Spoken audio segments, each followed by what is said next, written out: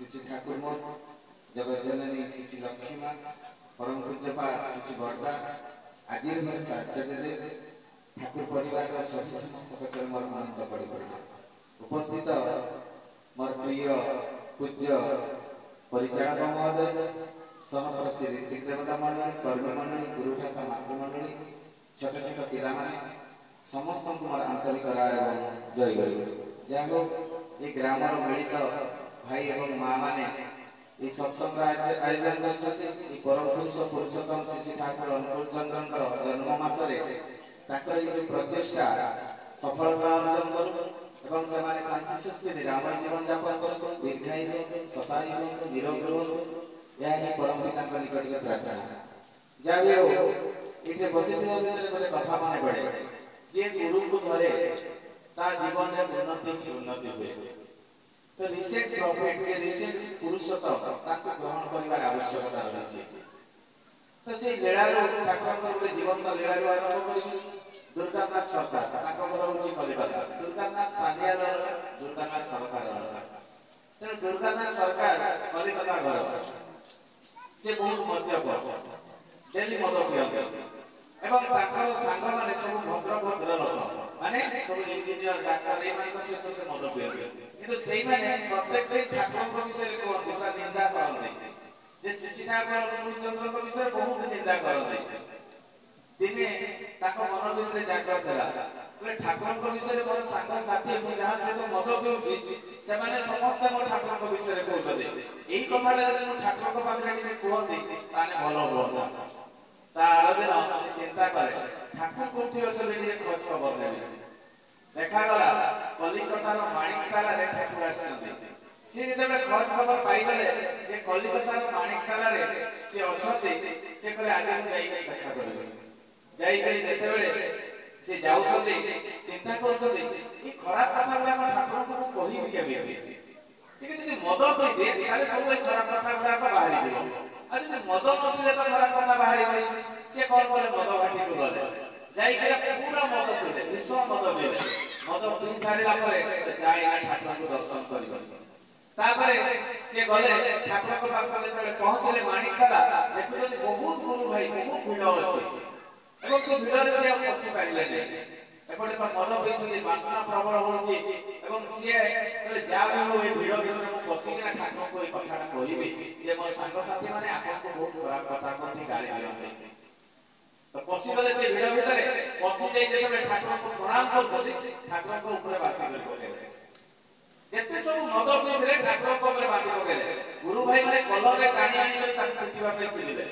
कहले सर तू एठी पसी के ठाकुर को ऊपर बाती कर दउछु जेते पिटिबा पे जति ठाकुर जाई था काई कि पिटि करे कहले ठाकुर आपन को ऊपर बाती कर कति वासना होछि आमे ठिया हे पारुनु आपन ताको पिटिबा पे मना करछथि भाई तो ना कोन रे से बुझे से ठाकुर मना दुर्गानाथ सरकार कहले अरे तू जो मो ऊपर बाती कलु से लाल गुला मो शरीर ऊपर पड़िला केते आराम लागुछि जानि ना आ ई वासनाटा एते मधुर लागुछि आ गुरु भाई माने नाक चोडी देइछथि एते छी छी करछथि ठाकुर कोन कहउछथि जे आमे देखिला बे ठिया हे पारु ठाकुर कहउछथि सुंदर वासना होछि पुनी ठाकुर कहउछथि दुर्गानाथ सरकार को ए काली तू ना मद पई करी आसी मो ऊपर बाती करी मते बहुत आनंद लागिला आ काली भी तू आसी से आ बुझी पाइला नै निशा माइंड रे पळैला घर को जेते पहुंची ता स्त्री को कहउछि जे ए काली ना ठाकुर कहछथि मते जीवा पाई ताको स्त्री विरक्त होई गले कहले मु आज ठाकुर के सामने ठिया आइते तुमको गुरु भाई माने पिटिबा पे खोजिले ठाकुर को तुम ऊपर बाती करतो मते केते लज्जा अनुभव होला मु जणी स्त्री के केते कांदी जानि जाना आ देखिला बेले को तुमे कहछो पुनी ठाकुर के पाखो काली जीव मते सकाळ उठै देबो काली जीवा दरकार नै दुर्गानाथ सरकार केते गुरुत्वपूर्ण कथा कहछथि एटा समस्त जानिबा दरकार मध्यप हेले भी ताको स्त्री को से गोटे केते सुंदर कथा कहछथि जे ठाकुर होछथि मोर जीवन रो कांडारी ठाकुर होछथि मोर भगवान मु ठाकुर को पाखो जीवी मु कोनोसी व्यक्ति विशेष पाखो जीवी जे पिटिला मोर कोन मतलब अछि जे पिटुथिला मते कोन मतलब अछि मु तो ठाकुर को पाखो जीवी ना मोर आदर्श होछथि ठाकुर आज जदि सत्संग रे कहा से के झगड़ा हे गला तार इष्टमुति छाडी पछे तार दिन सत्संग को जीवा बंद हो जाउछि किंतु दुर्गानाथ सरकार मध्यप हेले जे गुरुत्वपूर्ण कथा कहले आमे सत्संग कहा पय आछे କୌଣସି ବ୍ୟକ୍ତି ବିଶେଷ ପାଇଁ ନାହିଁ, ଶ୍ରୀ ଠାକୁର ଅନୁକୂଳ ଚନ୍ଦ୍ରଙ୍କ ପାଇଁ। ଏବଂ ଠାକୁର ହଉଛନ୍ତି ଆମର ଜୀବନର କାଣ୍ଡାରୀ, ଠାକୁର ହଉଛନ୍ତି ଆମର ଭଗବାନ, ସିଏ ବିଶ୍ୱ ବ୍ରହ୍ମାଣ୍ଡର ମାଲିକ। ଉଦ୍ଦେଶ୍ୟ ହଉଛି ଠାକୁରଙ୍କ ସାନ୍ନିଧ୍ୟ ଲାଭ କରିବା। ଏଠି ସ୍ୱୟଂ ଜୀବନ୍ତ ଅଛନ୍ତି, ତାର ଦିନ ହେଇଛି, ସେ ଯାଇଛନ୍ତି ପୁରା ଶୁକ୍ଳ ବସ୍ତ୍ର ଗାଧେଇ ପାଧେଇକିନା ମଦ ପିଇ ନାହାନ୍ତି ଠାକୁର ଦର୍ଶନ କରିବା ପାଇଁ। ଭକ୍ତ ଭଗବାନଙ୍କର କେତେ ବିକଟ, ଯେତେବେଳେ ଭକ୍ତ ଭଗବାନଙ୍କୁ ଭଲ ପାଏ ସେ ତାକୁ ଦର୍ଶନ କରିବା ପାଇଁ ସେ ପାଗଳ ହେଇଯାଏ। ଆଉ ଦୁର୍ଗାମା ସରକାର ତ ତାହା, ସେ ପାଗଳ ହେଇଗଲେ ଧାଇଁଲେ ସିଧା ଠାକୁରଙ୍କୁ ଦର୍ଶନ କରିବା ବୋଲି ସକାଳୁ ଯେତେବେଳେ ପହଞ୍ଚୁଛନ୍ତି ଆଉ ଭିଡ଼ ନାହିଁ କି କେହି ଗୋଟେ ଲୋକ ନାହିଁ, ସେ ରୁମଟା ବନ୍ଦ ଅଛି। ଆଶ୍ଚର୍ଯ୍ୟ ହେଇଗଲେ ଦୁର୍ଗାମା ସରକାର, କହିଲେ ଆରେ ଠାକୁର କଣ ନାହାନ୍ତି? ଯାଇକିନା ଯେତେବେଳେ କବାଟଟା ଠକ୍ ଠକ୍ କରୁଛନ୍ତି ଜଣେ ମା ବାହାରିଲେ, କହିଲେ ଏଇ କାଲି ତମେ ଆସିଥିଲ ନା? ହଁ ଆସିଥିଲି। ତମେ କାଲି ଠାକୁରଙ୍କ ଉପରେ ବାନ୍ତି କରିଥିଲ ନା? ସେ ମା ପ୍ରଶ୍ନ କରୁଛନ୍ତି, ତମେ କାଲି ଠାକୁରଙ୍କ ଉପରେ ବାନ୍ତି କରିଥିଲ ନା? କହିଲେ ହଁ କରିଥିଲି। କହିଲେ ଗେଟ୍ ଆଉଟ୍, ଏଇଠୁ ବାହାରିକିନା ସିଧା ପଳା। ମୁଁ ଠାକୁରଙ୍କର ଆଜି ଲୁଗା ଏବଂ ଧୋତି ମୁଁ ସଫା କରୁଛି, ମୁଁ ନିଜେ ବାନ୍ତି କରି ପକଉଛି, ତୁମକୁ ଟିକେ ଲାଜ ଲାଗୁନି? ପୁଣି ଠାକୁରଙ୍କୁ ଦର୍ଶନ କରିବା ପାଇଁ ଆସିଲ? ସେତେବେଳେ ଦୁର୍ଗାମା ସରକାର କହିଲେ ଯେ ଆପଣଙ୍କୁ ମୁଁ ଦେଖା କରିବା ପାଇଁ ଆସିଲି, ଠାକୁର ମତେ କହିଥିଲେ। ଠାକୁର ଗଲେ କୁଆଡେ? କହିଲେ ସେ ଷ୍ଟେସନରେ ଥିବେ, ସେ ହାওড়ାରୁ ସିଧା ପଳେଇଲେଣି ଏବଂ ସେ ଦେଓଘର ପଳେଇବେ, ବୋଧେ ସେ ଟ୍ରେନରେ ବସିଥିବେ। ଭକ୍ତର ବ୍ୟାକୁଳତା, ଦୌଡ଼ିଲେ ସିଧା ଠାକୁରଙ୍କୁ ଦର୍ଶନ କରିବେ। ଦୌଡ଼ିଲା ବେଳେ ଟ୍ୟାକ୍ସି ପାଇଲେ, ଟ୍ୟାକ୍ସିରେ ବସିଲେ, ହାওড়ା ଷ୍ଟେସନ ପହଞ୍ଚିଲେ, ପାଗଳ ଭଳିଆ ଖୋଜିଲେ ଠାକୁରଙ୍କୁ। କହିଲେ ଠାକୁର ଗଲେ କୁଆଡେ? ଏଇଠି ଖୋଜୁ ଖୋଜୁ ଦେଖିଲେ ଯେ ଠାକୁର ସେ ତ ଅନ୍ତର୍ଯାମୀ, ସେ ଯୋଉ ଟ୍ରେନରେ ବସିଥିଲେ ଦୁଆରେ ବାହାରିକିନା ହାତଟା ଟେକିଦେଲେ, ଏଇ ଦୁର୍ଗାନାଥ ଏখানে ଆସ, ଏখানে ଆସ। ଦୁର୍ଗାନାଥ ସରକାର ଦୌଡ଼ିଲେ, ଟ୍ରେନ ଛାଡ଼ିଦେଲା। ଯେତେବେଳେ ଛାଡ଼ିଦେଲା ଠାକୁର ହାତଟା ବଢ଼େଇ ଦେଲେ, ଦୁର୍ଗାନାଥ ସରକାର ହାତ ବଢ଼େଇଲେ, ଟାଣିକିନା ଉଠେଇ ଦେଲେ ଠାକୁର ଟ୍ରେନ ଉପରକୁ, ପାଖରେ ବସେଇଲେ, ଆଉଁସିଲେ, ବାପ ଧନ କଲେ, ଦେଓଘର ନେଇଗଲେ। ଦେଓଘର ନେଲା ପରେ ଠାକୁର କହିଲେ ଏଇ ତୁ ଗେଲି ଆନନ୍ଦ ବଜାର ଖାଇବୁ। ଆନନ୍ଦ ବଜାର ଖିଆ ଆରମ୍ଭ ହେଲା ଦେଓଘରରେ। ଏଇ ଖିଆ ଆରମ୍ଭ ହଉ ହଉ ତାକୁ ମଦ ଖାଇବା ଛାଡ଼ିଗଲା। ମଦ ଖାଇବା ଛାଡ଼ି ଛାଡ଼ୁ ଦିନେ ଶ୍ରୀ ଠାକୁର ଅନୁକୂଳ ଚନ୍ଦ୍ର ବିଶ୍ୱ ବ୍ରହ୍ମାଣ୍ଡର ମାଲିକ ତାକୁ ସହପତି ଋତିକ ପାଞ୍ଚା ଦେଲେ। এই হচ্ছেন শ্রী ঠাকুর অনুকূল চন্দ্র। সৎসঙ্গ চোরମାନେ ଆସିବେ, ବଦମାସମାନେ ଆସିବେ, ଡକାୟତ ଆସିବେ, ଚରିତ୍ରହୀନ ଆସିବେ, ଆମର ସମସ୍ତଙ୍କର କର୍ତ୍ତବ୍ୟତାକୁ ପରିବର୍ତ୍ତନ କରିବା। এই ସତ୍ସଙ୍ଗରେ ଯେଉଁମାନେ ଅଛନ୍ତି ସମସ୍ତେ ଆମ ପରିବାରର ସବୁ ସନ୍ତାନ ଏବଂ ସେଇଟାକୁ ଆମର ପରିବର୍ତ୍ତନ କରିବା ଗୋଟେ ମାତ୍ର ଲକ୍ଷ୍ୟ ରହିବା ଦରକାର। ଆଉ ଆମେ ଯଦି ଶ୍ରୀ ଠାକୁରଙ୍କର ଆଇଡିଓଲୋଜି, ଶ୍ରୀ ଠାକୁରଙ୍କର ବିଧାନକୁ ଆମେ ତାଙ୍କ ଚାଲିଚଳନ ଆଚାର ବ୍ୟବହାରକୁ ନିଜ ଜୀବନ ଚରିତ୍ରରେ ପାଳନ ନ କରିବା ତାହେଲେ କିଛି ହେବନି, ଆମେ ତାକୁ ଠକିଦେଲେ। ଆମେ ଯଦି ଆମ ନିଜ ପରିବାରକୁ ଆମେ ପରିବର୍ତ୍ତନ କଲେନି, ଆମର ପ୍ରତ୍ୟେକଟି ଜିନିଷ ଠାକୁର ମାର୍ଫତ ଯଦି ନ ହେଲା ତାହେଲେ ଆମେ ଠାକୁରଙ୍କ ଦୀକ୍ଷା ନେଇ ଆମେ ଠକିଦେଲେ। ଆମର ସନ୍ତାନ ସନ୍ତତି ମାନଙ୍କୁ ଯଦି ତଦ୍ରୁପ ନ କଲେ ତାହେଲେ ଆମେ ଠାକୁରଙ୍କୁ ଠକିଦେଲେ। ଆମେ ସମାଜରେ ଥିବା ଲୋକମାନଙ୍କୁ ଯଦି ଆମେ କିଛି ନା କିଛି ପରିବର୍ତ୍ତନ ନ କଲେ ତାହେଲେ ଠାକୁରଙ୍କୁ ଠକିଦେଲେ। ତାହେଲେ ଆମର ଯୋଉ କର୍ତ୍ତବ୍ୟ, ଆମର କର୍ତ୍ତବ୍ୟ ହଉଛି ଏଇ ମଣିଷ ମାନଙ୍କୁ ଇଷ୍ଟମୁଖ କରିବା। ପ୍ରତ୍ୟେକଟି ବ୍ୟକ୍ତିକୁ ତା ପୂର୍ବରୁ ତ ମତେ ହେବାର ଅଛି, ମୁଁ ଯଦି ଇଷ୍ଟମୁଖ ନଥିବି ତାହେଲେ ମୋ କଥା ଗୁଡାକ ଗ୍ରହଣଯୋଗ୍ୟ ହବ ନାହିଁ।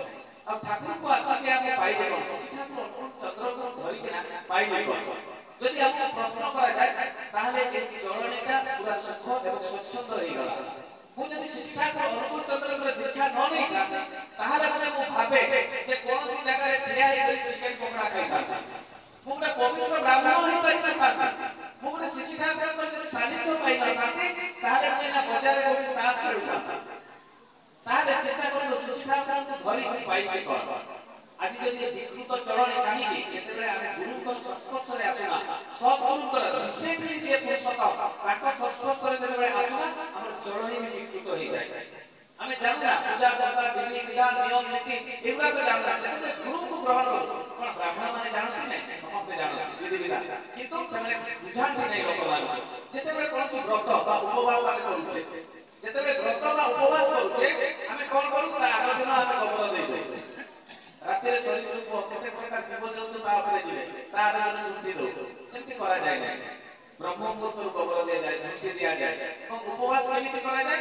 ତାପରେ ଗାଧେଇ ପାଧେଇକି ଘର ସଫାସୁତୁରା କରି ସେ ଉପବାସ କରାଯାଏ।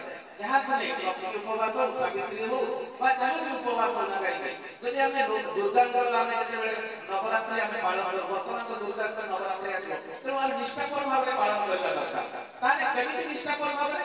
ସକାଳୁ ବ୍ରହ୍ମ ମୁହୂର୍ତ୍ତରୁ ରାତି ଯାଏ ତାଙ୍କର ନାମ ଜପ ଏବଂ ସ୍ମୃତି କରିବା ଦରକାର। ଆମେ ସାବିତ୍ରୀ ବ୍ରତ କରୁଛେ, ଲକ୍ଷ୍ମୀ ବ୍ରତ କରୁଛେ, ଯେତେବେଳେ ଲକ୍ଷ୍ମୀ ବ୍ରତ ସରିଯାଉଛି ଆମେ ଟିଭି ସାମ୍ନାରେ ବସି ଯାଉଛେ, କିଏ ମୋବାଇଲ ଦରକାର ଖେଳିବା ଆରମ୍ଭ କରିଦଉଛି, ତାହେଲେ ସମ୍ପୂର୍ଣ୍ଣ ହେଲା ନାହିଁ। ଲକ୍ଷ୍ମୀ ବ୍ରତଟା ସମ୍ପୂର୍ଣ୍ଣ ହେଲା ନାହିଁ। ଯୋଉ ଦିନ ବ୍ରତ ଅଛି ଆଟଲିଷ୍ଟ ଗୋଟେ ଦିନ ତ ତାଙ୍କୁ ଦିଅ ସମୟ ଭଗବାନଙ୍କ ପଛରେ, ସେ ଗୋଟେ ଦିନ ବି ଆମେ ଦେଇପାରୁନା। ଠାକୁର ସେଇଥିପାଇଁ ବୁଝେଇ ଦେଲେ ଯେ ବ୍ରତ କଣ, ବ୍ରତ ମାନେ କଣ, ବ୍ରତ ମାନେ ହଉଛି ସଂକଳ୍ପ। ଆମେ ଯଦି ଲକ୍ଷ୍ମୀ ବ୍ରତ କରୁଛେ, ଦୁର୍ଗା ବ୍ରତ କରୁଛେ, ସାବିତ୍ରୀ ବ୍ରତ କରୁଛେ, ସେ ଦୁର୍ଗା ବା ଲକ୍ଷ୍ମୀ ତାଙ୍କ ପାଖରେ ଆମେ ସଂକଳ୍ପ କରୁଛେ। କଣ ସଂକଳ୍ପ କରୁଛେ? ଯେତେବେଳେ ବ୍ରାହ୍ମଣ ଦେଖିବେ ସେ ଲକ୍ଷ୍ମୀ ପୁରାଣ ପଢନ୍ତି, ସେଇଥିରେ ଯାହା ଯାହା ଅଛି ସେଗୁଡାକ ଆପଣ ସଂକଳ୍ପ କରିକିନା ହାତରେ ଗୋଟେ ସୂତା ବା ବ୍ରତ ବାନ୍ଧନ୍ତି। ମାନେ ସେଟା ସଂକଳ୍ପ କରନ୍ତି, ପ୍ରତ୍ୟେକ ବର୍ଷ ସଂକଳ୍ପ କରନ୍ତି, କିନ୍ତୁ ତାକୁ ଆମେ ପାଳନ କରୁନା। ଲକ୍ଷ୍ମୀ କିଏ? ଲକ୍ଷ୍ମୀ କଣ ଭଗବାନ? ନା। ଯଦି ଭଗବାନ ଥାଆନ୍ତେ ତାହେଲେ ତାଙ୍କ କଥା ଗୁଡାକ ଆମ ଜୀବନ ଚରିତ୍ରରେ ପାଳନ ହୁଅନ୍ତା। ଆମେ ଲକ୍ଷ୍ମୀକୁ ମାନୁନା, ଖାଲି ଫ୍ୟାସନ। ଆମେ ଲକ୍ଷ୍ମୀ ବ୍ରତ ଫ୍ୟାସନ। ସେଇଠି କଣ ଲେଖା ହେଇଛି? ସ୍ୱାମୀକୁ ସେବା କରିବା, ମାଛ ମାଂସ ଖାଇବା ନାହିଁ, ଏବଂ ପଢାପଢି ସହିତ ଭଲ ସମ୍ପର୍କ କରିବା। ଲକ୍ଷ୍ମୀ ପୁରାଣ ଯୋଉମାନେ ପଢନ୍ତି ସେଗୁଡାକ ଶୁଣିବେ। ତାହେଲେ ଆମେ ସେଟାକୁ ପାଳନ କରୁନା, ସାବିତ୍ରୀ ବ୍ରତ ପାଳନ କରୁନା, ଖାଲି ସବୁ ଫ୍ୟାସନ। ନୂଆ ଶାଢୀ ମିଳିବ, ଖାଇବା ଭଲ ଭଲ ମିଳିବ, ପୂଜା କରି ସାରିଲା ପରେ ସେଇ ଝଗଡାକୁ ଝଗଡା ଲାଗିବା ସ୍ୱାମୀ ସ୍ତ୍ରୀ ଭିତରେ, ଆଉ ସେଇ ଲୋକ ଗାଁ ଗହଳି ସହିତ ଖରାପ ଆଚରଣ କରିବା। ଏଇଆ ହିଁ ଚାଲିଛି। ଆମେ ବ୍ରତର ମିନିଂଟା ବୁଝୁନା। ବ୍ରତ ମାନେ ସଂକଳ୍ପ। ସ୍ୱୟଂ ଦୁର୍ଗାଙ୍କ ପାଖରେ ଯେତେବେଳେ ଅଷ୍ଟମୀ ବ୍ରତ ବାନ୍ଧୁ, 8ଟା ଦୁର୍ଗାଙ୍କର ନାଁରେ ଆମେ ଗଣ୍ଠି ପକାଉ ଏବଂ ହାତରେ ବାନ୍ଧୁ, ଆଉ ସେଇ ଦୁର୍ଗା ଯୋଉ ବ୍ରତ ବନ୍ଧାଯାଏ ତାଙ୍କର ବହିଟା ପଢିବେ କେମିତି ସ୍ୱାମୀକୁ ଦେବତା ବୋଲି ମନାଯାଏ, ଶାଶୁ ଶ୍ୱଶୁରଙ୍କର ସେବା କରାଯାଏ। এইগুলাକ ସଂକଳ୍ପ ଆମେ କରୁ ସେ ବ୍ରତ ବାନ୍ଧିଲା ଭିତରେ। ଯାହାର ବି ଆମେ ବ୍ରତ ବାନ୍ଧୁନା କାହିଁକି, এইଗୁଡାକ ସବୁ ଲେଖା ହେଇଥାଏ, କିନ୍ତୁ ଆମେ ତାକୁ ପାଳନ କରୁନା। ଆମର ପୂଜା ବିକୃତି ହେଇଯାଇଛି।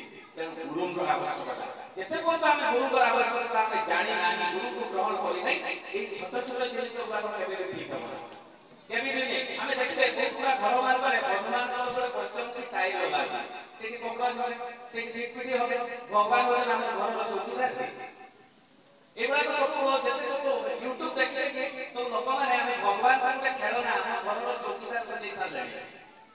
ତାହେଲେ ଗୁରୁକୁ ଧରିଲେ এইগুলাକ ଆମେ ଶିଖୁ ଯେ ଭଗବାନ ସୃଷ୍ଟି ଜୀବନ୍ତ, ତାକୁ ଆମେ ଜୀବନ୍ତ ବୋଲି ଭାବିବା। ସେ ହନୁମାନ ହୁଅନ୍ତୁ, ଗଣେଶ ହୁଅନ୍ତୁ, ଶ୍ରୀ ଠାକୁର ଚନ୍ଦ୍ର ହୁଅନ୍ତୁ, ଯିଏ ବି ହୁଅନ୍ତୁ ନା କାହିଁକି, ଭଗବାନଙ୍କୁ ଜୀବନ୍ତ ଭାବିବା, ଅନ୍ତରରେ ରଖିବା। ଯଦି ଆମେ ତାଙ୍କୁ ଭଲ ପାଇବା ତାହେଲେ ତାଙ୍କୁ ଆମେ ପୂଜା କରିବା, ତାକୁ ଏଇଭଳିଆ ଚୌକିଦାର କରି ଘରର କାନ୍ଥରେ ମାରିବା। ବହୁତ ତୁଳସୀ ଚଉରାରେ ବି କୃଷ୍ଣଙ୍କର ସବୁ ଟାଇଲ ଲଗା ହୁଏ, ଦେଖିବେ ସେଠି କେତେ ଡାଷ୍ଟ ଉଠୁଛି, କେତେ କଣ ହଉଛି, ବର୍ଷା ହଉଛି, ଖରା ହଉଛି, ଠାକୁର କେତେ କଷ୍ଟ ପାଉଛନ୍ତି। ଆମେ ତ ଟାଇଲ ଭାବିଛେ ନା, ଆମେ ଫଟୋ ଭାବିଛେ, ଭଗବାନଙ୍କ ଫଟୋ ଭାବିଛେ। ତାହେଲେ ଏଇ ଯୋଉ ବିକୃତି ଚଳଣି ଗୁଡାକ କେତେବେଳେ ଠିକ ହେବ? ଯେତେବେଳେ ଶ୍ରୀ ଠାକୁର ଅନୁକୂଳ ଚନ୍ଦ୍ରଙ୍କ ଶାଳୀନ ନାରୀ ନୀତିରେ ସବୁ ଲେଖା ହେଇଛି ବ୍ରତ ଉପବାସ ବିଷୟରେ, କାହିଁକି କରିବା, କେମିତି କରିବା, କରିଲେ କଣ ଲାଭ ଅଛି ଆମେ ଜାଣିବି, ଜାଣିଲା ପରେ କର। ଉପବାସ ମାନେ ଉପ ମାନେ ନିକଟ, ବାସ ମାନେ ରହିବା, এটা হচ্ছে উপবাস। কাহার নিকটে রহিবা? যাহার ব্রত করিবে, সে লক্ষ্মী হোক, সুদর্শা হোক, সাবিত্রী হোক বা দুর্গাঙ্কর হোক। তাহলে সেই দিন বাস করিবে না, তাଙ୍କ পাখে রহি, নিকটে রহি তাଙ୍କର জপ তপ স্তুতি দিন সারা করিবা, তাহলে যাই এই ব্রতটা সম্পূর্ণ হবে। তাহলে আমি এগুলাକୁ କରୁନା। এবং এই যে আমি সংকল্প কରୁ মাছ মাংস খাইবানি, লক্ষ্মী ব্রতরে লেখা আছে, সুদর্শা ব্রত, দুর্গাঙ্ক স্তুতিরে সব জায়গায় লেখা আছে, ভাগবতরে ବି লেখা আছে, মাতৃদেব ভব, পিতৃদেব ভব, আচার্য দেব, অতিথি দেব ভব, মা বাবা হচ্ছে শ্রেষ্ঠ চরণী দেবতা। ଆମେ ତାଙ୍କୁ ପୂଜା କରୁନା, ତାକୁ ଡେଲି ଝଗଡ଼ା ଲାଗୁ। এইগুলা সম্পর্ক ভগবানର ବିକୃତି କେତେ ପୂଜା ହେଇଯାଇଛି ଦେଖନ୍ତୁ।